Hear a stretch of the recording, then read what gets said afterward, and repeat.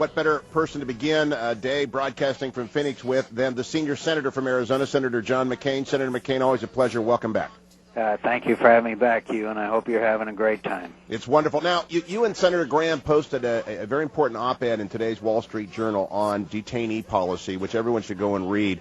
One question it doesn't answer, though, is do you think there is an appropriate place in the continental United States where the Gitmo detainees could actually be safely and effectively held?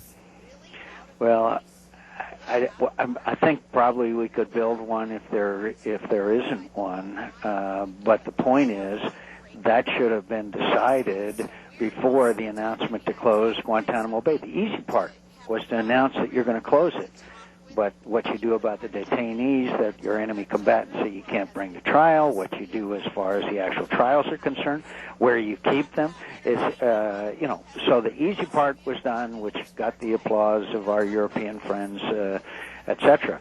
But the questions that were tough ones are still not answered. But the point is, until you have a suitable place to keep these detainees, and by the way, two of them are high-ranking al-Qaeda individuals who are in the fight, one in Yemen and one in southern Afghanistan, who were detainees, then you're ducking the question. You see my point, Hugh? Yes. You also point out that Congress must be involved in crafting detainee policy, and the Supreme Court has said that. Have any of your colleagues across the aisle come to you or Senator Graham or any other ones who are skilled or deeply involved in this and said, let's take another crack at war tribunals and at detainee policy, Senator? No. That's not responsible, is it?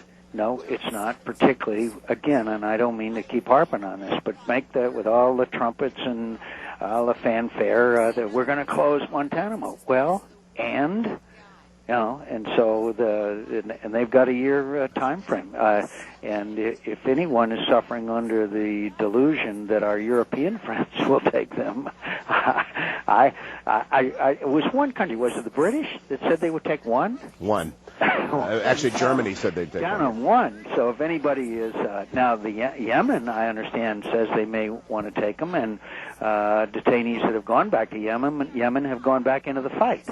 So obviously we don't want to do that. Well, I urge everyone to read that. It's a very important piece.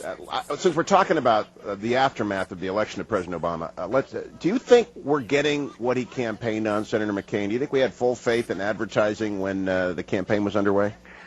I think there's been numerous positions that he has changed since the campaign.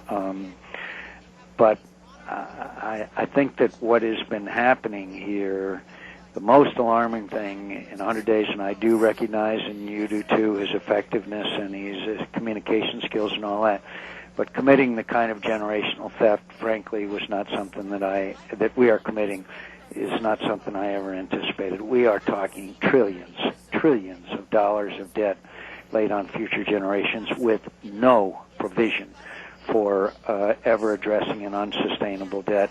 And then what follows is inflation and printing money and unemployment, and the biggest people who suffer the most, the biggest majority of Americans who suffer the most are middle-income Americans.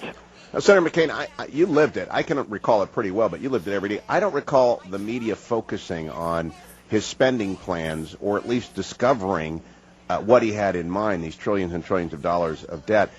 Do you think the media served the United States very well in the last campaign? Well, for me to complain, Hugh, would be, it would create the appearance of being a sore loser. So I have never complained about the media coverage, but I can point out numerous places where the president took certain positions, sort of, a good example, North American Free Trade Agreement. Whether any of our listeners agree with it or not, he said he would unilaterally negotiate it. And obviously that's gone by the boards. So there's many cases where on tax treatment of employer provided health care. Obviously his administration is changing on that. But so I do know that he has changed his position since that he based his campaign on, and and Americans will figure that out. Senator McCain, you just mentioned health care. I want to spend some time talking about Yep. that because there are secret negotiations underway on the Hill. They're detailed in Politico today. I've talked with them about with a number of reporters this week. Are you a party to those secret negotiations with Senator Schumer and Senator Baucus? I am not, and let me just tell you, it's funny you mentioned because, and I don't often talk about meetings, but I just came from a meeting in Senator McConnell's office, and he and I and a number of others, we've got to come forward with not only principles but also details of our Republican proposal to keep from destroying the healthcare system in America as we know it. And it's time we did it, and we need to all work together and come forward with our alternative, and I'm confident that we can do that, but I'm in no negotiations. Now, I do believe that that's what they're proposing, which is the wholesale radical restructuring towards a single payer. Am I alarmist in saying No. that's what they're pushing for? You are exactly right. That's the ultimate goal, and that's it will be done in a way that you really have no alternative but to turn to government health care system. And I think if people think that's a good option, they should visit some of our friends and neighbors in Canada, and some friends of ours like the British and others that have government health care systems where there are unconscionable and unacceptable delays in treatment, because basically what you have when government-run health care systems is health care rationing. And where is the AARP and the AMA, Senator? Have they been active on the Hill? No, I'm sorry. Well, the AMA has been a disappointment, and AARP, as you know, has in many ways supported government-run healthcare systems. All I can say is that there are also organizations that I would otherwise rely on that are just lining up to see if they can't get a better deal, a better part of the deal. You see what I mean? A larger piece of the pie, and it's very disappointing. Let's turn to politics, Senator McCain. Obviously, it was a tough year because of the financial panic and the collapse, and Senator Obama raised $1 billion, which people overlook. Is campaign finance reform dead as a result of his breaking of the pact that he had made with the American people?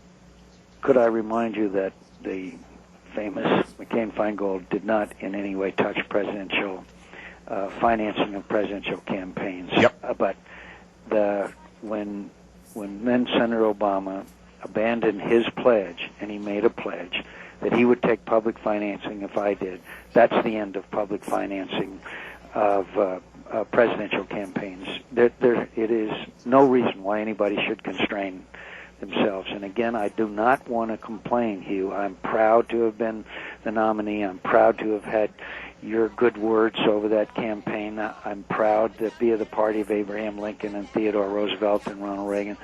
But a good example is in Florida, the Obama campaign outspent ours by $28 million. That doesn't count the contributions of labor. Yes, that's a pretty good advantage. It's a dead letter now, I think. Now, let's talk very parochially of the Senate. Senator Specter has crossed the aisle. Do you? What was your reaction to that? Oh, I think David Broder probably said it best when he wrote his column, as you know, which said Specter the defector. Yeah. I can't think of any other better description of it. Do you want Tom Ridge to enter the primary, Senator McCain? Yeah, I'd like for Tom to be in the primary. He's a good friend. He was a good governor of the state of Pennsylvania. There may be some specific areas that we are in disagreement, but he's a Vietnam war veteran. He won in a congressional district that was Democrat. He did a very good job as governor of the state, and I think he can win. But I also understand that there are other candidates in the race as well. I just happen to be very close friends with Tom Ridge. Have you reached out to him yet to urge him to do so? I had a conversation with him, and I've had several conversations with him over the years. I don't know if he's going to run or not. And you know, when I say that I'd love to see him run, I say that in the sense that he's a friend and colleague, and we came to the House together many years ago. And so a lot of my support of him is based on the close friendship and relationship we have. Quick last question, Senator. Do you want Rudy to run for governor in New York? I'd love to see that. I want Carly Farina to run in California. I want Mike Castle to run in Delaware. I want Mark Kirk to run in Illinois. We may have a very good set of candidates to run that can win this time. We may surprise a lot of people, my friend, and you and I have seen the cycles. Republican Party is a right-of-center party. The nation is right-of-center. We'll come back. Senator John McCain, always a pleasure. It's the Hugh Hewitt Show.